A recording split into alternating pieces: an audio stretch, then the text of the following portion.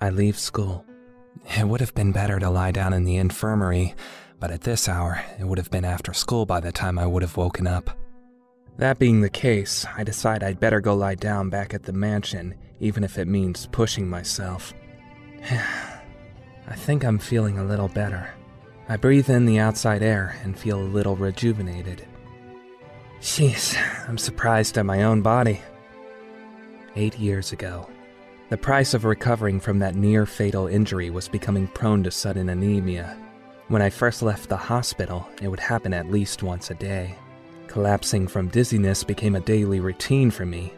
And after some time, probably because my body had grown, the spontaneous dizziness and anemia became rarer.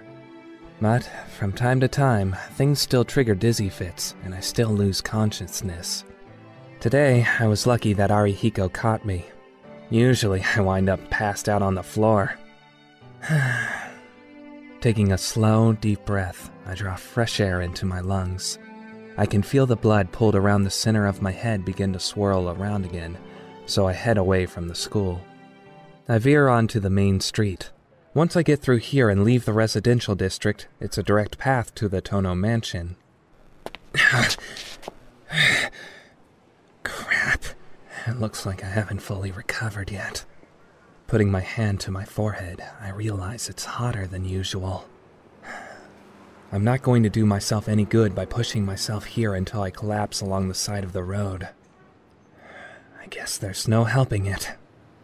Disgusted with myself, I lean on the guardrail. I'll rest for a bit until I manage to calm down. I don't have much to do, so I just stare idly around the street. It's just past noon on a weekday, but the street is filled with passerbys. Crowds of walking people. Nameless people without personalities walk straight ahead, without ever casting a glance at the people walking beside them. Even though there are so many people here together in this crowd, in this same space, they see only one thing. Everyone is their own main character, so they only live the day from that perspective. And so, without really interacting with anyone else, they each end the day by themselves. In a way, you could say it's a very lonely thing. I begin to think melancholy thoughts, perhaps a result of my fever. Guess I'll go home now. I feel calmer, and all I'm doing here is wasting my time with pointless thoughts. Getting up from the guardrail, I resume heading home to the mansion so I can rest. That is, until I see her. Casually. All I did was casually cast my gaze into the crowd, but my vision freezes. Golden hair and red eyes. Her clothes are white, as if they are a symbol of herself. My pulse races. My veins and arteries spring into action. My nerves split, one after the other. My spinal cord goes berserk, as if it's about to leap out of my back. The girl walking in the crowd is just beautiful. The distant dizziness comes back to me. My consciousness swims, falling. I can't breathe. My fingertips tremble. The blood isn't reaching them. My whole body feels cold, like I'm freezing to death. My heart beats in a rush, urging me to hurry up. I can stand it no longer, and unintelligible words escape my mouth. I can't think. My brain tells me only one word. Just one word repeating in my brain. Her. That girl. I'm going to. I feel sick. I can't breathe. It hurts to breathe. For some reason, I can't remember how to breathe properly.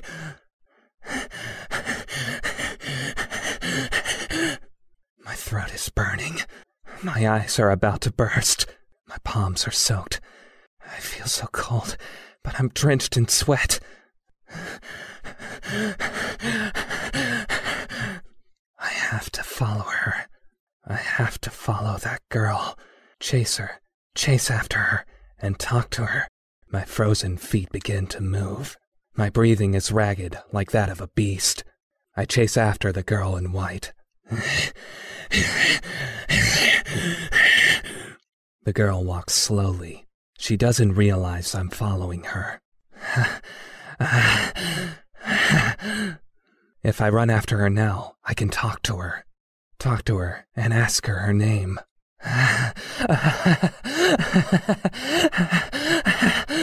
Ask her name? Who am I kidding? I know very well that's not what I want to do. I know, but I don't know. It looks like I want to do something else, but I can't precisely put what I want to do in words. The inside of my head is misted over like a rain cloud. My throat is hot. I can't breathe. But so what? It's only natural, right? I've just seen that great woman. It would be impolite not to get excited, wouldn't it? Stop her and ask her name? Ha! Give me a break. I'm not a kid, after all. I don't fully understand it, but there is only one thing I must do. I walk with my hands in my pocket. My fingers feel steel.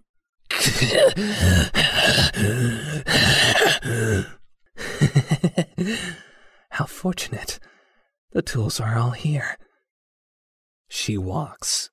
I leave plenty of room between us, so she won't notice, so the other people around us won't suspect.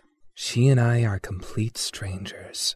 That's why I have to do my best to make following her look natural. She walks into an apartment building. I don't go in yet, but instead watch from outside. She takes the elevator up. The elevator stops at the 6th floor. I check the common mailbox on the 1st floor. There are 5 mailboxes for the 6th floor. I touch one of them and feel a sharp sensation. I smell it. There's no mistake. Her room is the 3rd one on the 6th floor. I enter the elevator and press 6. I'm excited. I grip the knife in my pocket tightly while in the small elevator. She's very close by. Just a little more, and I can... just thinking about it makes me feel ecstatic. My whole body feels like a sexual organ just before climax. I get off the elevator. The 6th floor corridor is empty. This is good. Quickly! Quickly! I want to do it! I arrive in the front of room 3. I am about to press the doorbell when I stop. These glasses are in my way. I can't do what I've come to do with them on. It's a promise, Shiki. You should never cut those lines thoughtlessly. Long ago, a woman told me such a thing, but right now, neither her name nor her face comes to mind. Slowly, I remove my glasses. I can see the black lines, and not just them. Has something happened to my eyes? Apart from those abominable lines, I can see points, like black holes. Countless numbers of them. I don't know myself what I'm trying to do, why I'm trying to do this. What does Tono Shiki want to do with that girl? I don't know. Still not knowing, I push the doorbell. Yes? I hear the voice behind the door, and the door opens a crack. In that instant, I slip through it. Huh? The girl says. No, she tries to say. She will never get to finish what she tried to say, because I cut her apart before she could. In that instant, I slip through the door. Not taking even a second, I draw the knife across the lines running throughout the girl's body. Stabbing, slashing, piercing, driving, splitting into pieces. Completely and utterly, I kill her. The black lines that divide her into 17 pieces.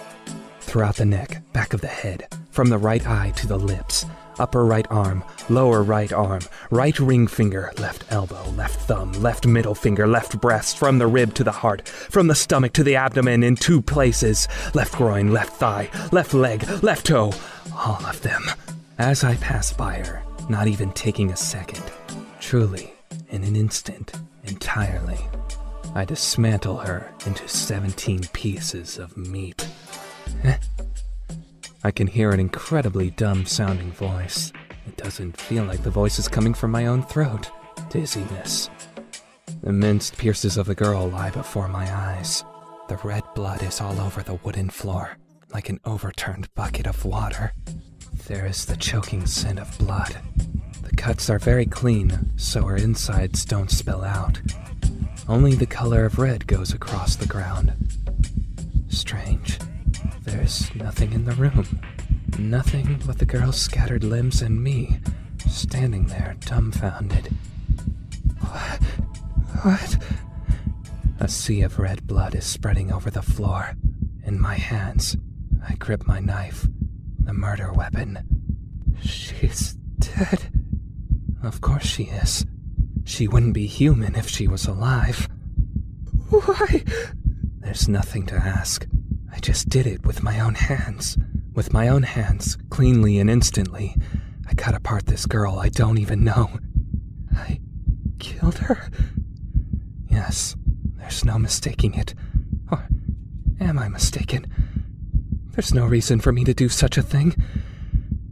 That's why it's a mistake. It has to be a mistake. But I had no reason from the start. That's why it's a mistake. It has to be a mistake. The red blood flows all over the floor. Slowly, the dark red stain creeps around my feet. Surprised, I lift my shoe, but I'm too late. Like coal tar, her blood makes a thread connecting the pool on the floor and my foot. It's red blood. The color I hate, still flowing even now. All because I cut her apart. It wasn't me. Yes, it has to be a mistake. A mistake. A mistake. Probably a mistake. Definitely a mistake. This is just a bad dream. But somehow, the stench of blood smells so horribly real. Wrong. Yes. Wrong. But I killed her. Is that fact wrong? I didn't kill her. Is that fact wrong? Yes, I, Tono Shiki, wanted to kill that girl. That's what I wanted to do back then. Just that it was all so muddy inside my head. I didn't put it into words. Wrong. I feel like throwing up from the smell of blood. The contents of my stomach rise in my throat. The crimson is soaking into my eyeballs. I feel dizzy. I fall down onto my knees into the red sea of blood.